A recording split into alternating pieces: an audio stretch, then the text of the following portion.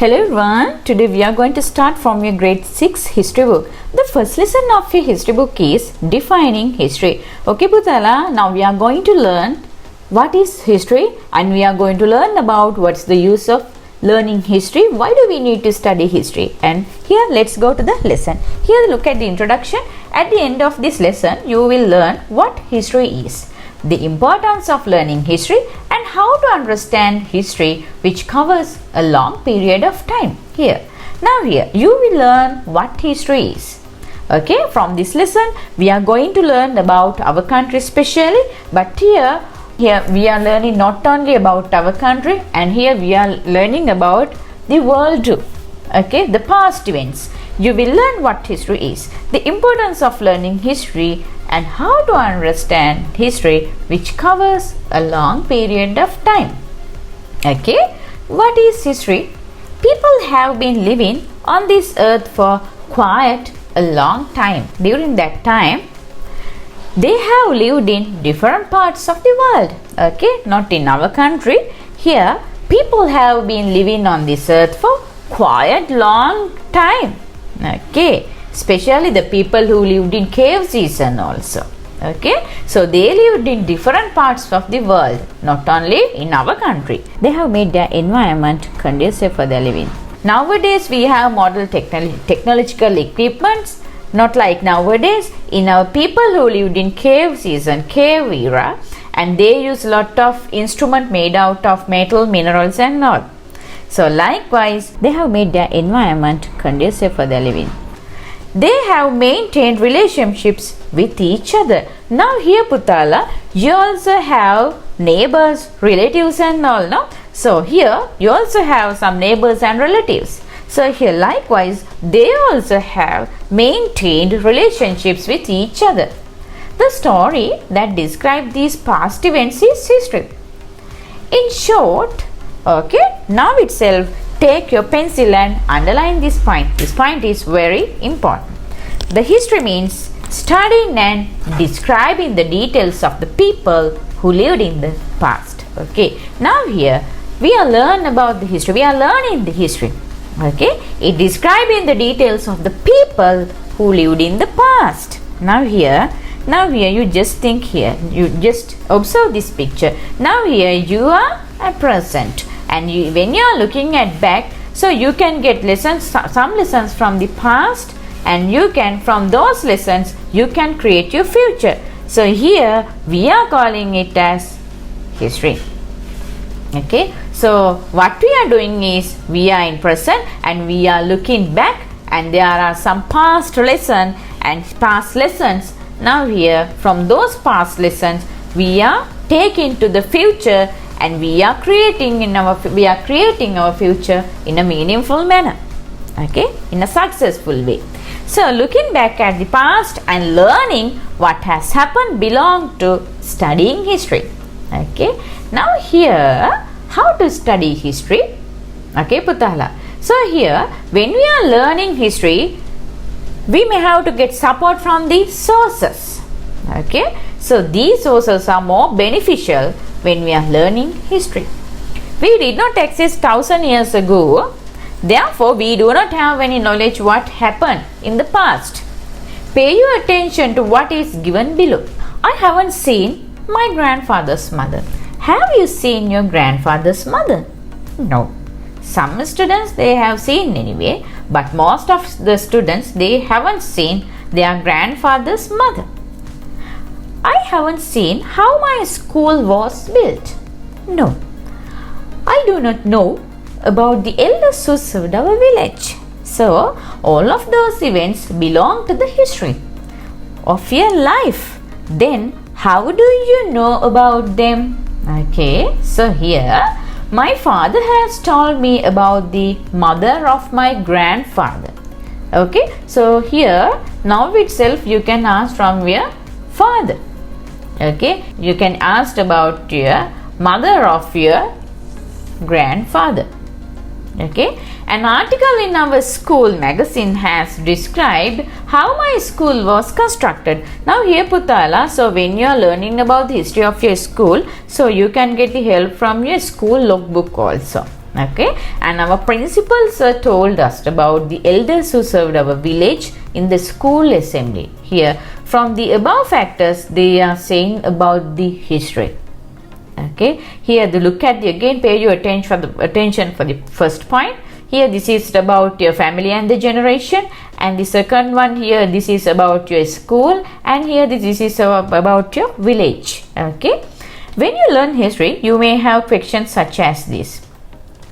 In our childhood also, we also had these kind of questions in our mind.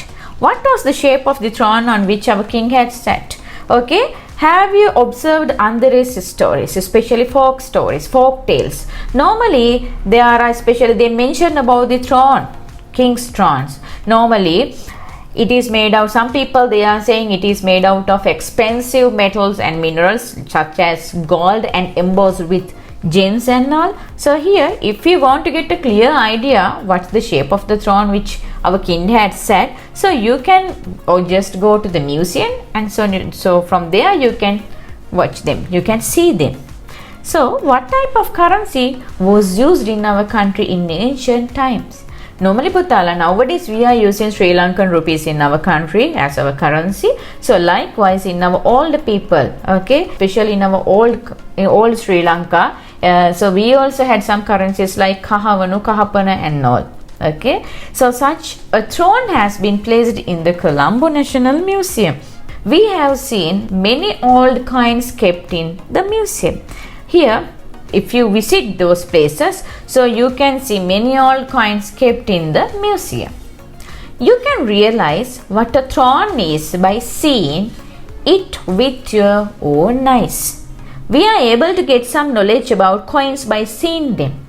When learning history referring to books written in ancient times, if not with the help of the remaining articles used by the people who lived in the past. Okay, now here Putala, especially if we take Deepavamsa, Mahavamsa, and those belongs to the literary sources in our country.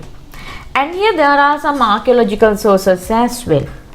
So okay, now here, so we can use, okay, when we are learning history, referring to books written in ancient times, normally we are calling them as literary sources, or else, if not, with the help of the remaining articles used by people who lived in the past. So for these points we can say archaeological sources. Okay, in addition to these two ways, we can learn about history through stories about the past narrated by our elders. There is a common term used to introduce everything which help us to study history, that is a source.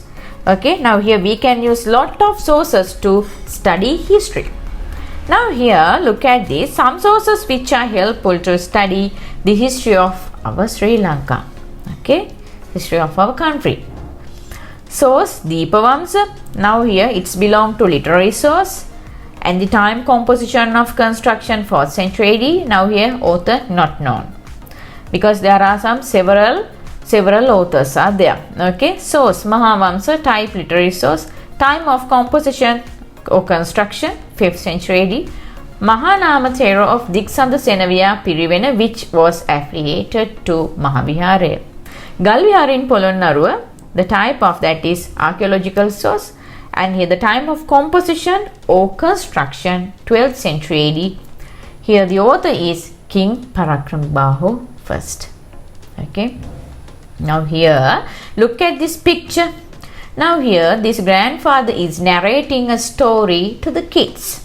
Okay, now here many things about history can be learned from the elders. Okay, if you have grandparents at your home, you also can ask a story about which related to our past, and they will say many more things. They will narrate to you many more things about our past. There are two types of sources which are useful to study history. So as I told you already, as I mentioned you already, literary sources and the archaeological sources. If we take the literary sources Putala, so we are calling literary sources to ancient written records such as old books and folk tales. Okay, especially the oldest literary text in our country we are considering as Deepavamsa, then Mahavamsa. So likewise there are ancient written records such as old books and folk tales too. Archaeological sources, what is remaining now, which belong to the past, such as old articles, building constructions and their ruins. So we are calling them as archaeological sources. The examples: human skeletons, various things left after being used by man for his food. Have you heard in the television also they are broadcasting, especially from the archaeological excavations, they are finding lot of skeletons and the constructions, especially their ruins. So all belongs to the archaeological sources. So these archaeological sources are more beneficial when we are learning history.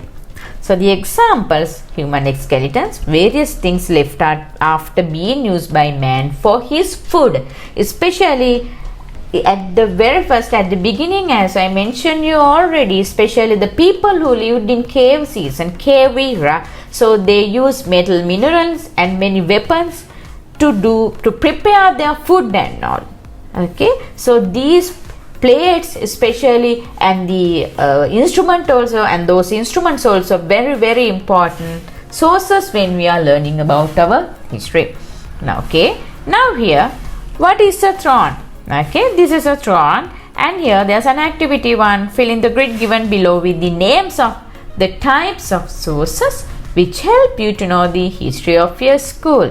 And here literary sources and the archaeological sources. Now here Putala, next day I hope to come benefits of learning history. See you soon.